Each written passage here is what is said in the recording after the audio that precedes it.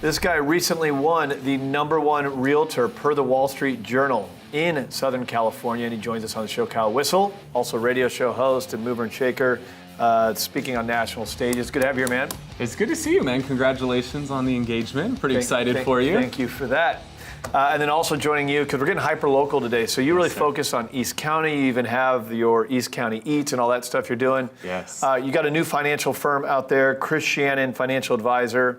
Welcome to the show. Thank you very much. So we talk a little bit about the real estate market in East County, and then also what you're doing as far as financial planning. So start on the real estate side. What's going on? Yeah, so Kris and I, we're both Santee residents. We live there, we play there. Our office is already in Santee. They're building a brand new office in Santee. So it's really home base for us. But we really love to have that local touch on everything that we do. And I think that's important when whether you're investing financially or in real estate. You want somebody who eats, breathes, sleeps that market, that really understands the ins and outs of it, because there's so many little intricacies of what's happening within a particular community that I think are important when it comes to the buying decision, both what the lifestyle is going to be. Santee's got a lot of fun stuff happening. We've got a Carl Strauss brewery that's going to be coming into town here in the next few years. We've got a new luxury movie theater that's coming to town. So there's all kinds of fun stuff that's happening. What is a luxury movie theater? It's like we have the Lot, and there's Sinopolis.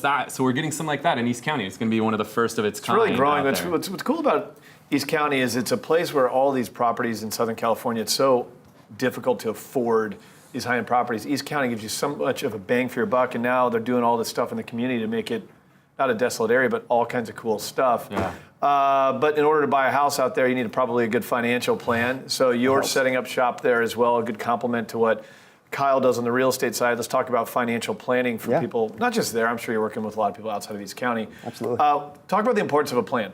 Yeah, a plan without a goal without a plan is really a wish. Yep. The fact that you can have a plan, put some ideas on paper, kind of gives you some direction on where you're heading. When do you start? As early as possible. The earlier you start, the more you're going to have when you need it. So we are actually just speaking with Aron Sinai about the $1.3 trillion debt. A lot of people are coming out of college. They got the student loan debt, credit card debt.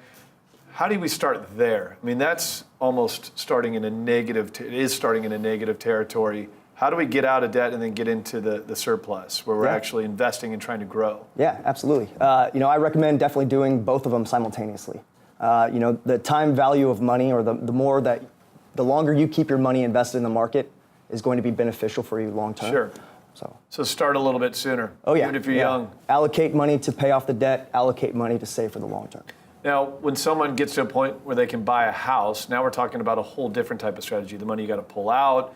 You're going to be building equity, getting tax advantages. So walk us through how you'd advise someone who isn't in debt but actually has some money, buying a home, first-time home buyer maybe. Where do we take them? Yeah, absolutely. Again, it's identify the goal. What are you looking for? How much is that going to cost you? How much are you going to need to set aside? What's the time frame you're looking to buy?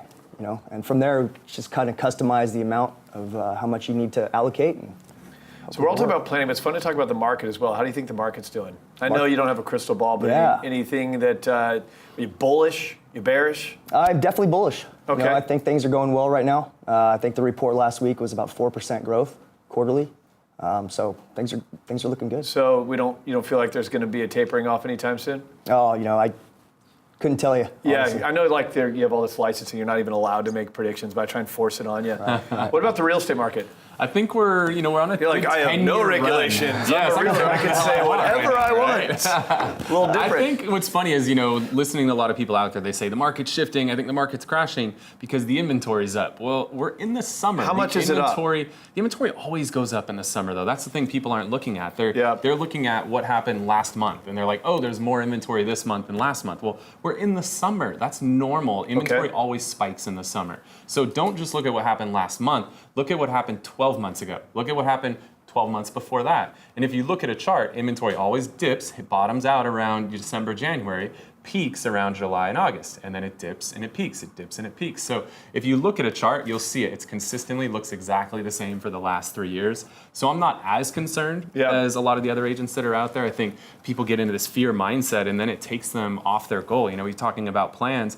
If you pay attention to all those outside influences, it can really derail you and take you off the plan that you've put in place. And so I think people need to stay the course, continue on with the information that you have and don't worry about all these outside forces that are pushing and pulling away at you.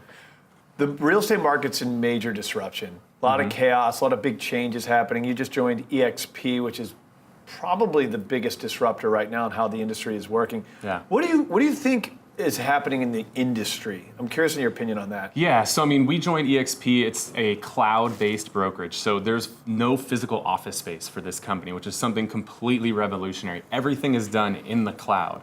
But if we think about all industries are going that direction, this is just the first in our space. Well, it's not like you as a human it. being, as a professional are in the cloud. It's just your space. Yes. And the, I'm assuming, information and a lot of the training, the communication. support, the interaction, everything is done in the cloud. So instead of leasing out expensive office space that nobody's using and having to hire front desk people and pay utilities and have copiers and all that crap that nobody's using, instead everything's built in the cloud. And so it allows it to run a lot more efficiently.